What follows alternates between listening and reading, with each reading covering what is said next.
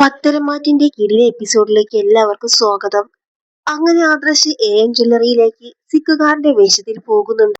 അങ്ങനെ വലിയൊരു ബിസിനസ്സുകാരനാണെന്നും ജ്വല്ലറിയുമായി ഡീൽ ഒപ്പിടാൻ തയ്യാറാണെന്നും ആദർശ് പറയുകയാണ്. ഡേവിഡിനാണെങ്കിൽ ആദർശിനെ മനസ്സിലാകുന്നുമില്ല. അങ്ങനെ ജ്വല്ലറിയുടെ എല്ലാ കള്ളത്തരങ്ങളും കണ്ടെത്താൻ ആദർശ് തീരുമാനിക്കുകയാണ്. MD സ്ഥാനത്തിരിക്കാൻ വേണ്ടി അനി സമ്മതിക്കുന്നില്ല. ആദർശേട്ടന്റെ സ്ഥാനമാണ്, അതെനിക്ക് വേണ്ട എന്ന് അനി വാശി പിടിച്ചു. ആ സമയം മുത്തശ്ശൻ പറയുന്നുണ്ട്, അനി, നീയാണ് ബിസിനസ് നടത്താൻ ഇപ്പോൾ ഏറ്റവും യോഗ്യൻ. അഭിയെ സ്ഥാനത്ത് ഇരുത്തിയാലുള്ള അവസ്ഥ നിനക്ക് അറിയാമല്ലോ. ആ സമയം അനി പറയുന്നുണ്ട്, ഇപ്പോൾ എന്നെ ഏൽപ്പിച്ച ജ്വല്ലറിയുടെ കാര്യങ്ങൾ ഞാൻ നന്നായി തന്നെ നോക്കിക്കോളാം. അല്ലാതെ വേറെ ഒന്നും എന്നെ ഏൽപ്പിക്കരുത്. അത് ആദർശേട്ടൻ തന്നെ ചെയ്യണം, അതാണ് നല്ലത് എന്ന് അനി പറയുമ്പോൾ മുത്തശ്ശൻ പറഞ്ഞത് കേട്ട് ജലജയ്ക്കാണെങ്കിൽ ആകെ ദേഷ്യം വരുന്നുണ്ട്. മുത്തശ്ശൻ പറഞ്ഞത് കേട്ടില്ലേ, ആ അനിയെ MD സ്ഥാനത്ത് ഇരുത്താൻ പോവുകയാണ്. കവിത എഴുത്തും സിനിമയുമായി നടക്കുന്ന അവനെ MD സ്ഥാനത്ത് ഇരുത്താൻ പോവുകയാണ്. അതെങ്ങനെ ശരിയാകും? അവന് വല്ല ഉത്തരവാദിത്വവും ഉണ്ടോ? അതുകൊണ്ട് അഭിയാണ് MD സ്ഥാനത്ത് എത്താൻ ഏറ്റവും യോഗ്യൻ. അത് കേട്ട് നവ്യ പറയുന്നുണ്ട്, അനി അതിന് MD സ്ഥാനത്ത് ഇരിക്കാൻ തയ്യാറായിട്ടില്ലല്ലോ. അതൊക്കെ അവൻ സമ്മതിക്കും. ഇപ്പോൾ അവൻ അങ്ങനെ പറഞ്ഞാലും പിന്നീട് അവൻ സമ്മതിക്കും എന്ന് ദേഷ്യത്തോടു കൂടി ജലജ പറയുന്നുണ്ട്. ആ അനിയുടെ അമ്മയുണ്ടല്ലോ ജാനകി, അനിയെ MD സ്ഥാനത്ത് ഇരുത്താൻ വേണ്ടി അവൾക്ക് ശ്രമിക്കുന്നുണ്ട്. അങ്ങനെ ജയനും അനിയോട് പറയുന്നുണ്ട്, മോനെ നീ MD സ്ഥാനത്ത് നിൽക്കണം. എന്റെ അഭിയാണെങ്കിൽ അത് സമ്മതിക്കുന്നില്ല. ആദർശേട്ടന്റെ സ്ഥാനമാണ്, അതൊരിക്കലും എനിക്ക് വേണ്ട. ആദർശേട്ടൻ എല്ലാവരും കൂടി പുറത്താക്കിയില്ലേ, ഇനി ആദർശേട്ടൻ വരട്ടെ, അതുവരെ ആ MD സ്ഥാനം ഒഴിഞ്ഞു കിടക്കണം എന്ന് അനി പറയുമ്പോൾ, മോനെ നീ അങ്ങനെ പറയരുത്. ആദർശ് ഇവിടെ നിന്ന് പോയത് സത്യം കണ്ടെത്താൻ വേണ്ടിയാണ്. ആരാണ് മൂർത്തി ജ്വല്ലറി ചതിക്കുന്നതെന്ന് ആദർശ് മോൻ എത്രയും പെട്ടെന്ന് കണ്ടെത്തും. അതുവരെ നീ MD സ്ഥാനത്ത് നിൽക്കണം, അല്ലെങ്കിൽ നമ്മുടെ ജ്വല്ലറിയുടെ അവസ്ഥ നിനക്ക് അറിയാമല്ലോ. MD സ്ഥാനത്ത് ഒരുപാട് നാളുകൾ ആളില്ലെങ്കിൽ പിന്നെ ജ്വല്ലറിയുടെ അവസ്ഥ ആകെ പരിതാപകരമാകും. അതുകൊണ്ട് മോൻ MD സ്ഥാനത്ത് നിൽക്കണം എന്ന് ജയൻ പറയുമ്പോൾ, ആദർശന്റെ ഭാഗത്തുനിന്ന് ചെറിയൊരു തെറ്റ് സംഭവിച്ചപ്പോൾ ഇതുവരെ ചെയ്തതെല്ലാം മറന്ന് ആദർശനെ പുറത്താക്കി. അതൊരിക്കലും നല്ലൊരു കാര്യമല്ല. അതുകൊണ്ട് അക്കാര്യം എന്നോട് ആരും പറയരുത് എന്ന് ദേഷ്യത്തോടു കൂടി അനി പറയുന്നുണ്ട്. ആദർശ് എന്തായാലും സത്യങ്ങളെല്ലാം തെളിയിച്ച് ഇങ്ങോട്ട് തന്നെ തിരിച്ചു വരും. അതുവരെ നീ കസേരയിൽ ഇരിക്കണം. ആദർശ് വന്നു കഴിഞ്ഞാൽ നീ മാറിക്കൊടുത്താൽ മതി. അങ്ങനെ അനി മനസ്സില്ലാ മനസ്സോടു കൂടി ആ കസേരയിൽ ഇരിക്കുന്നുണ്ട്. ആദർശിന്റെ ഏത് നിമിഷം വരുന്നോ ആ നിമിഷം ഞാൻ ഈ കസേരയിൽ നിന്ന് ഒഴിയും എന്ന് അനി പറയുന്നുണ്ട്. അങ്ങനെ അനി MD സ്ഥാനം ഏറ്റെടുക്കുന്നുണ്ട്. അങ്ങനെ ജലജയ്ക്ക് ഇത് കണ്ടിട്ട് ഒട്ടും സഹിച്ചില്ല. അങ്ങനെ നവ്യയോട് ദേഷ്യത്തോടു കൂടി ജലജ പറയുന്നുണ്ട്, ഇപ്പോൾ എന്തായി നവ്യെ, അനി MD സ്ഥാനം ഏറ്റെടുത്തില്ലേ? ഞാൻ പറഞ്ഞില്ലേ അവൻ എന്തായാലും അത് ഏറ്റെടുക്കുമെന്ന്. അവന്റെ അച്ഛനും അമ്മയും നിർബന്ധിച്ചു, അവൻ സമ്മതിച്ചു. ചില്ലറ കാര്യമാണോ ഈ മൂർത്തി ജ്വല്ലറിയുടെ MD ആയി നിൽക്കുക എന്ന് പറഞ്ഞാൽ? ആ സമയം നവ്യ പറയുന്നുണ്ട്, അഭി, ആദർശേട്ടല്ലെങ്കിൽ നീയാണ് ആ സ്ഥാനത്ത് നിൽക്കേണ്ടത്. അനി കഥയും കവിതയുമായി നടക്കുന്ന ആളല്ലേ, നിനക്കല്ലേ കുറച്ചുകൂടി ബിസിനസിനെ കുറിച്ച് പരിചയമുള്ളത്. ഇതെന്തായാലും ചോദിച്ചിട്ടേ ബാക്കി കാര്യമുള്ളൂ. അങ്ങനെ അഭിയും നവ്യയും കൂടി മൂർത്തി ജ്വല്ലറിയിൽ പോകുന്നുണ്ട്. അങ്ങനെ നവ്യയും അഭിയും കാണുമ്പോൾ എനിക്ക് വല്ലാത്ത ദേഷ്യം വരികയാണ്. അല്ല, നിങ്ങൾ എന്താ കുടുംബസമേതം ഇങ്ങോട്ട് വന്നത്? എന്താ കാര്യം എന്ന് ദേഷ്യത്തോടു കൂടി അഭി ചോദിക്കുന്നുണ്ട്. എന്താ ഞങ്ങൾക്ക് ഇങ്ങോട്ട് വരാനുള്ള അവകാശവുമില്ലേ? എല്ലാം നിങ്ങൾ കൈയടക്കി വെച്ചിരിക്കുകയല്ലേ? ഞങ്ങൾ പുറംപോക്കുകളല്ലേ എന്ന് നവ്യ പറയുന്ന സമയത്ത് അനി പറയുന്നുണ്ട്, വീട്ടിൽ വെച്ച് പറയേണ്ട കാര്യം ഇവിടെ വെച്ചാണോ പറയേണ്ടത്? ഞാൻ നിങ്ങളോട് 100 വട്ടം പറഞ്ഞിട്ടുണ്ട്, വെറുതെ പ്രശ്നം ഉണ്ടാക്കാൻ വേണ്ടി ഇങ്ങോട്ട് വരരുതെന്ന്. ഇവിടെ അഭിക്ക് ഒരു സ്ഥാനവുമില്ല. മൂർത്തി ജ്വല്ലറിയിലെ സ്റ്റാഫ് പോലുമല്ലല്ലോ അഭി, പിന്നെ എന്തിനാണ് ഇങ്ങോട്ട് വന്നത് എന്ന് ചോദിക്കുന്നുണ്ട് അനി. ആ സമയം നവ്യ പറയുന്നുണ്ട്, നിങ്ങൾക്ക് എല്ലാവർക്കും അഭിയോടുണ്ടാകുന്ന ഇത്ര ദേഷ്യം ആ അനികയെ ചതിച്ച ആദർശേട്ടനെയാണ് എല്ലാവർക്കും കാര്യം. എന്റെ അഭി അങ്ങനെയൊന്നും ചെയ്തിട്ടില്ലല്ലോ. അഭി ഒന്നും ചെയ്തിട്ടില്ലേ? ഞാൻ പറയണോ എന്ന് ദേഷ്യത്തോടു കൂടി അനി ചോദിക്കുന്നുണ്ട്. അനി പറയുന്നത് കേൾക്കുമ്പോൾ അഭിക്ക് ആകെ പേടിയാവുകയാണ്. നവ്യയോട് അനി സത്യങ്ങൾ വിളിച്ചു പറയുമോ എന്ന് കരുതി അഭി പെട്ടെന്ന് തന്നെ നവ്യയും കൂട്ടി അടന്നു പോവുകയാണ്. അങ്ങനെ കിരണും ആദർശം കാണുന്നുണ്ട്. കിരൺ പറയുന്നുണ്ട്, ഞാൻ ജ്വല്ലറിയിൽ പോയി കുറച്ച് കാര്യങ്ങൾ അറിഞ്ഞു. ജ്വല്ലറിയുടെ MD ഡേവിഡിന് മുകളിൽ ഒരാളും കൂടി ഉണ്ട്. അത് ആരാണെന്ന് കണ്ടെത്തണം.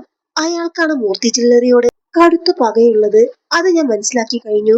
അയാളാണ് മൂർത്തി ജ്വല്ലറി ഇല്ലാതാക്കാൻ നോക്കുന്നത് എന്ന് കിരൺ പറയുന്ന സമയത്ത് ആദർശ് പറയുന്നുണ്ട്, എനിക്ക് ജ്വല്ലറിയിൽ എങ്ങനെയെങ്കിലും കയറി പറ്റണം. ഞാൻ വേഷം മാറുകയാണ് കിരൺ. ഇനി ഒരുപാട് നാൾ കാത്തിരിക്കാൻ പറ്റില്ല. മൂർത്തി ജ്വല്ലറി ഓരോ ദിവസം കഴിയുന്തോറും തകർന്നുകൊണ്ടിരിക്കുകയാണ്. അതുകൊണ്ട് തന്നെ ഞാൻ വേഷം മാറി എത്രയും പെട്ടെന്ന് തന്നെ എൻ ജ്വല്ലറിയിൽ കയറും.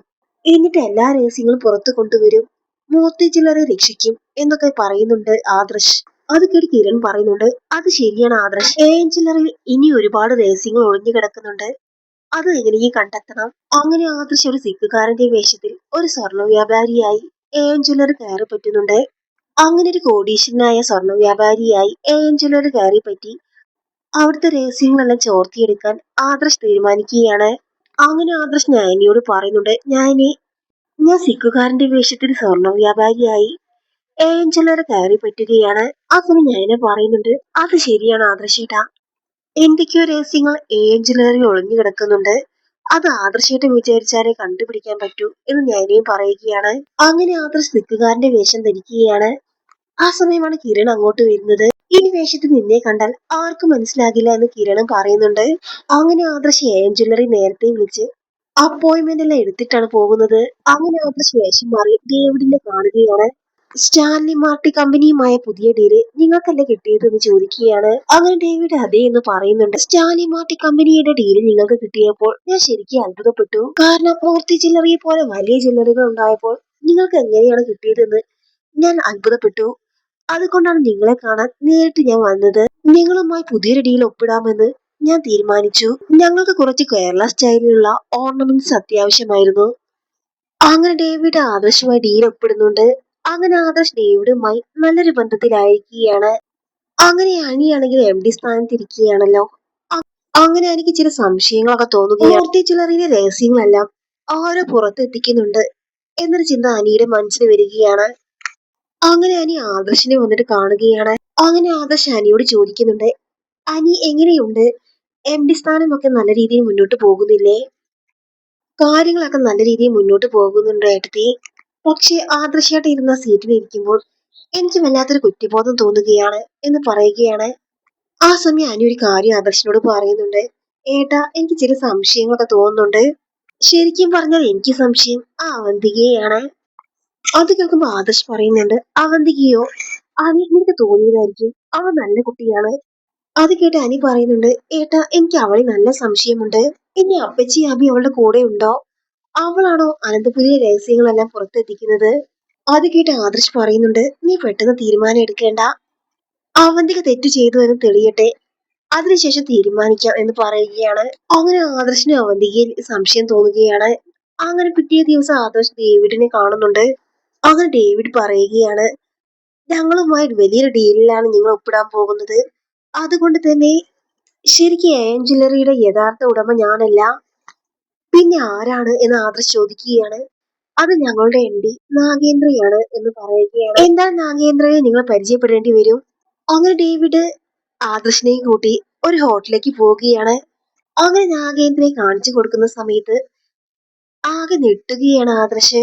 എന്നാൽ നാഗേന്ദ്രയ്ക്ക് ആദർശിനെ കാണുമ്പോൾ മനസ്സിലാകുന്നുമില്ല. അങ്ങനെ ആദർശ് ഞെട്ടലോടുകൂടി മനസ്സിൽ ചിന്തിക്കുന്നുണ്ട്, നിങ്ങളാണോ? നിങ്ങൾ അബിയുടെ അച്ഛനല്ലേ? വർഷങ്ങൾക്ക് മുൻപ് മുത്തശ്ശൻ നിങ്ങൾ അനന്തപുരിയിൽ നിന്ന് ആട്ടി ഓടിച്ചതിനെ പക തീർക്കാൻ വേണ്ടി വന്നതാണോ എന്നൊക്കെ ചിന്തിക്കുന്നുണ്ട്. അങ്ങനെ ആദർശ് നേരെ മുത്തശ്ശനെ വിളിച്ച് പറയുന്നുണ്ട്, മുത്തശ്ശ, എൻ ജ്വല്ലറിയുടെ യഥാർത്ഥ MD നാഗേന്ദ്രയാണ്, അബിയുടെ അച്ഛൻ. ആദർശ് പറയുന്നത് കേട്ട് മുത്തശ്ശൻ ആകെ വല്ലാതെ ആകുന്നുണ്ട്. അങ്ങനെ മുത്തശ്ശൻ പറയുന്നുണ്ട്, അങ്ങനെയാണെങ്കിൽ അവനെ നമുക്ക് പൂട്ടണം. അങ്ങനെ ആദർശ് നന്ദുവിനെ വിളിച്ച് കാര്യങ്ങളെല്ലാം പറയുകയാണ്. അങ്ങനെ നന്ദു ഗ്രീനയെ കണ്ടെത്തുന്നുണ്ട്. ഗ്രീന എൻ ജ്വല്ലറിയിൽ ഒരു സ്റ്റാഫാണ്. അങ്ങനെ ആദർശ് പറയുകയാണ്, ഓക്കെ ഞാൻ അങ്ങോട്ട് വരാം എന്ന് പറയുകയാണ്. അങ്ങനെ ആദർശ് അങ്ങോട്ട് പോകുന്നുണ്ട്. അങ്ങനെ ഗ്രീന ഉണ്ടായതൊക്കെ പറയുന്നുണ്ട്. ഇദ്ദേഹത്തിന് അന്ന് ജ്യൂസിൽ വിഷം കലർത്തിയത് ഞാനാണ്, ആ ഡേവിഡ് പറഞ്ഞിട്ടാണ് ഇങ്ങനെയൊക്കെ ചെയ്തത് എന്ന് പറയുന്നുണ്ട്. എന്നിട്ട് ചോദിക്കുന്നുണ്ട്, എൻ ജ്വല്ലറിയെ കുറിച്ച് നിനക്ക് എന്തറിയാം? ഡേവിഡ് ആണോ അതിന്റെ MD എന്ന് ചോദിക്കുന്നുണ്ട്. അങ്ങനെ ഗ്രീന പറയുന്നുണ്ട്, ഡേവിഡ് സാറിന്റെ പിറകിൽ മറ്റാരോ കളിക്കുന്നുണ്ട്.